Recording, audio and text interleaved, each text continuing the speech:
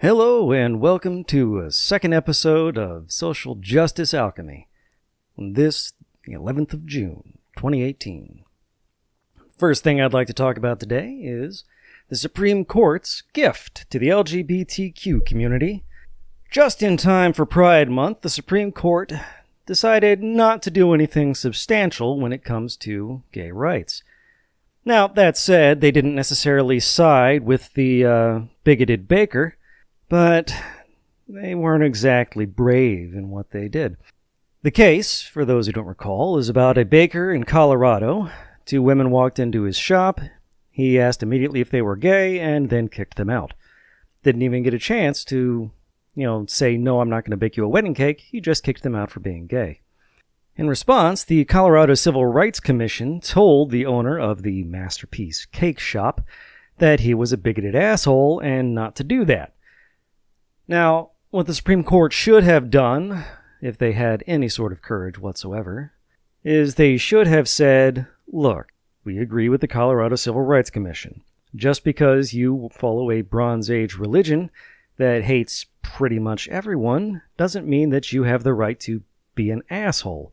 You want to participate in public society in all sorts of ways, then you have to be a decent person to everyone in public. Instead, in the words of Amanda Marcotte, they punted. Justice Anthony Kennedy has long been considered the swing vote on the court. He's not far-right. He's not even close to a far-right activist like Neil Gorsuch, but he's not far-right like Alito and Thomas. He's also not anywhere close to being left-wing like Ruth Bader Ginsburg or a more liberal center-right sort of person like Sotomayor, or right-center, further right but not quite as far right as Alito, like Roberts. So Kennedy's the one who wrote the decision, and the reason it was a 7-2 decision is because of how narrow it was. It said, basically, that the Colorado Civil Rights Commission decided the right way, but they were too mean in the way they did it, and they sent it back down. In other words, it's not a resounding victory for the bigots, but it's not exactly like the court is standing up for civil rights. The Supreme Court, indeed all federal courts, have come very, very far downhill since the middle of the 20th century. The Warren Court was really the only time we had a Supreme Court that was worth a damn. Warren Court is named after Chief Justice Earl Warren, who presided over the court from 1953 to 1969. And whereas Kennedy is a moral coward who is willing to leave things for the future, hoping that LGBTQ things shift far enough that it will eventually be a popular decision for the court to decide in favor of queer folks, the Warren Court actually decided on these things well in advance of popular support. The Warren Court is the one that decided on civil rights and desegregation. And this was in the mid-1950s. It wasn't until the mid-1990s that the majority of the American population agreed that interracial marriage was okay. So the Warren Court was well ahead of its time on that. Now, it's probably very, very difficult for our Supreme Court to get anything done, as thoroughly divided as it is, but the fact remains that Kennedy should be ashamed of himself. Nevertheless, nevertheless. Screw it, he should be ashamed of himself, regardless of what the Republican Party is doing to the federal justice system. Under Obama, we know that they blocked his appointment of Merrick Garland to the Supreme Court. What's a little bit less well known is that they blocked the appointment of hundreds of federal judges.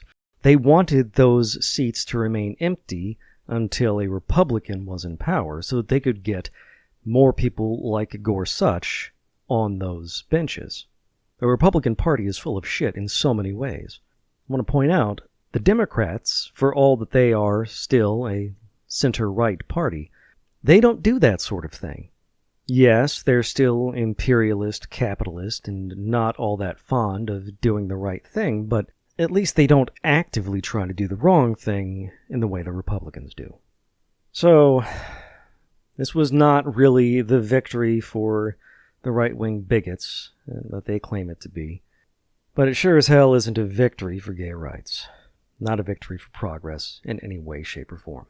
Before I depart from the subject of the Supreme Court and its cowardice, I strongly recommend you check out the Opening Arguments podcast with Thomas Smith and Andrew Torres.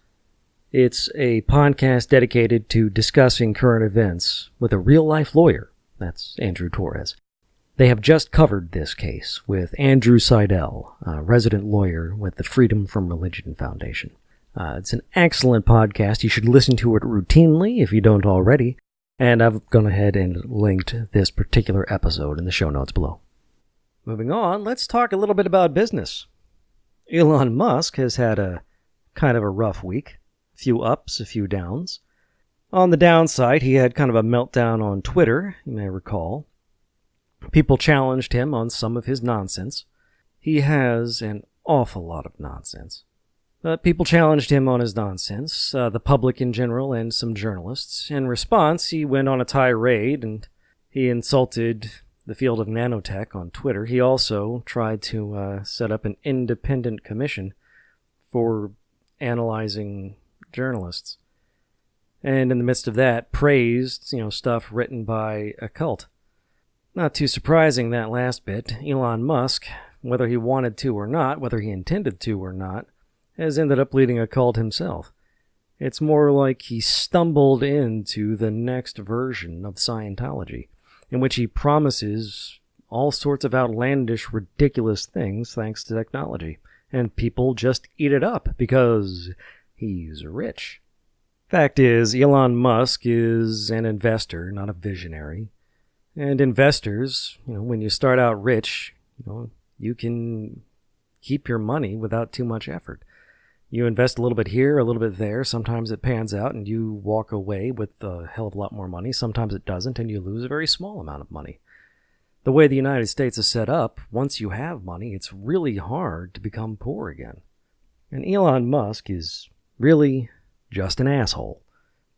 Listen to the story his ex-wife tells, an admittedly biased source, but not a whole lot of reason to doubt her. And he is exactly the sort of shithead you would expect to succeed in business. Guy who loves being the alpha, the guy who loves the power to fire people, the guy who just sort of loves power. And the reason I'm willing to believe her on this is because of his actions elsewhere, specifically at his Tesla plants, where he has, possibly illegally, or it should be illegal, done everything he could to prevent a union from forming, while abusing, mistreating his workers, driving them to burnout and to injury.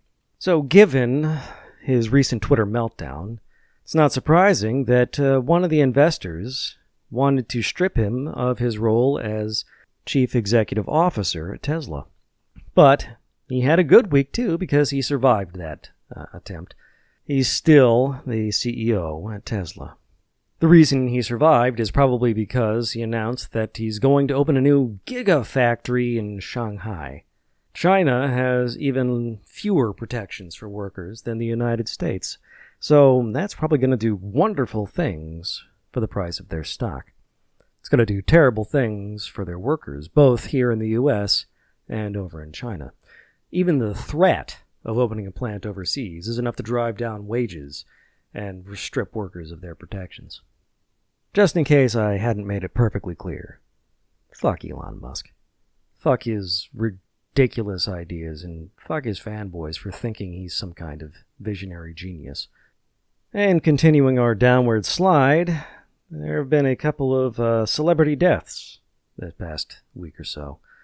Not just deaths, but possible suicides. The first was fashion designer Kate Spade, who was found dead in her home Tuesday or Wednesday. She hanged herself and was discovered by her housekeeper. And also, last week, we have celebrity chef Anthony Bourdain found dead in his hotel room, also apparently of suicide. I've never followed either the celebrity chef thing or fashion. Neither one of these struck me particularly hard, or at all, really. I'd never heard of either one before this past week. But a number of the people I follow on social media, a number of friends, made it clear that these deaths hit them particularly hard.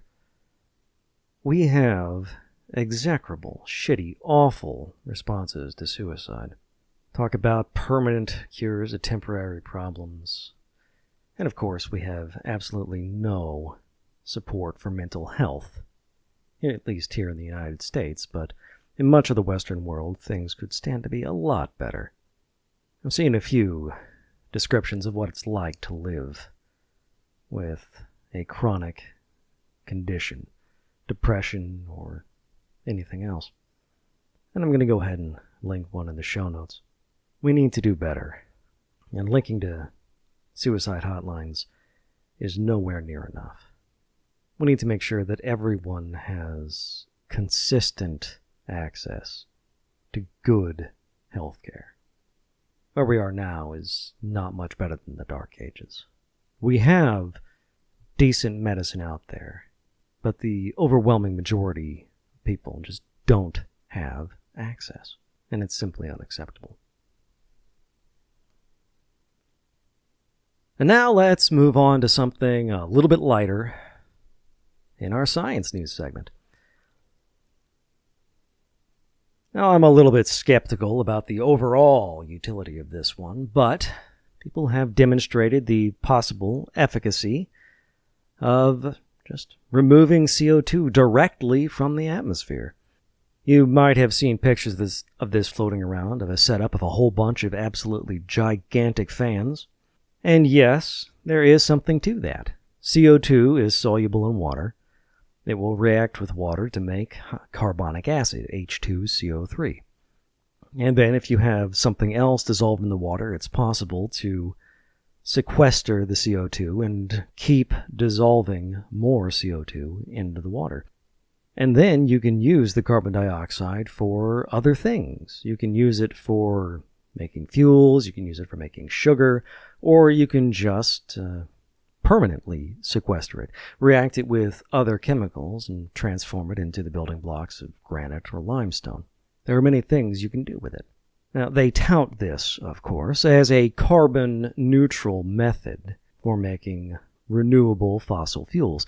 The reason I'm skeptical of that is because it's going to take energy to transform, to capture the CO2 from the air, and then to transform it back into fuels. But regardless, I think that as we develop multiple methods, we are going to discover more and better ways to remove CO2 from the atmosphere, to reduce or even eliminate our reliance on fossil fuels, and sequester CO2 in long-term or even semi-permanent strategies.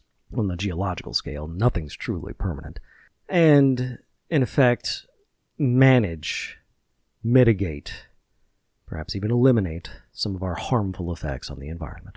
So, yes, a little bit of skepticism might be warranted, but this is overall a good thing.